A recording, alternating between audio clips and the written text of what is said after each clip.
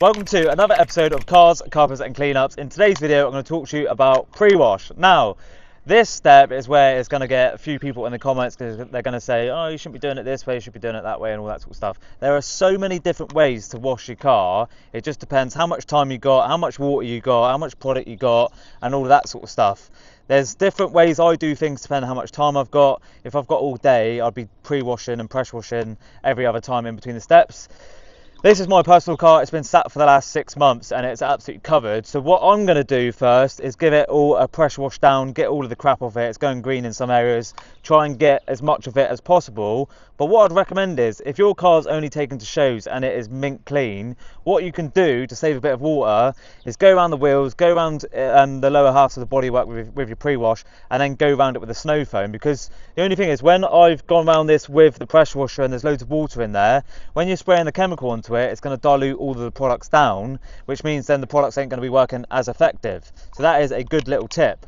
But so yeah, what I'm going to start doing is pressure washing it all, and then I'm going to spray the wheels, and then I'm going to spray the pre-wash, and then I'm going to let the snow foam dwell on the car, and then that will help agitate all of the dirt. Some people like doing the wheels first and just getting the wheels done, but this is the way I'm going to be doing it because I'm just thinking about you guys who have got a bit less time, bit less product, bit less water maybe. So let's send on and give it a pressure wash.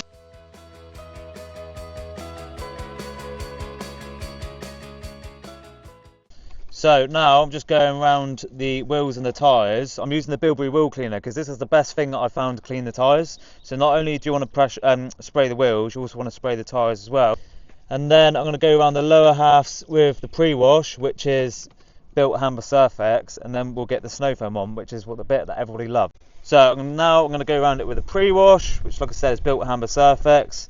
What I'm concentrating on this is just going below sort of the line on the doors, because there's no point in really doing the roof and that because it's not too bad, it's just a waste of product, and the snow foam will help agitate all of that sort of stuff. So if you want to save yourself a bit of product, don't worry about doing all of the aboves. And on some cars you've got to be careful about like black trims and stuff, because if you spray pre-wash on it, it can make it go a bit milky and stuff, which is what you don't want. So just concentrate on going under the swage line of the door when you're pre-washing. Next up, snow foam time. So I've got the Built Hamber Auto Foam mixed with some water. I've got my snow foam lance, and we're going to send it straight on and leave it to dwell for 5 minutes. What I'd say is, depending on the weather, be a little bit cautious with this. If you're in direct sunlight and it's a really, really hot day, it won't stay on for 5 minutes. So you'll need to pressure wash it off straight away. So what I'd recommend is probably doing is try and wash your cars in the shade, because it just makes it a lot easier. I've done exactly what I said you shouldn't do and leave the snow foam on for too long, because I had a phone call, so I've currently left it on for a little bit too long. But what you want to do, once it's left to dwell for 5-10 minutes, you just want to pressure wash straight off.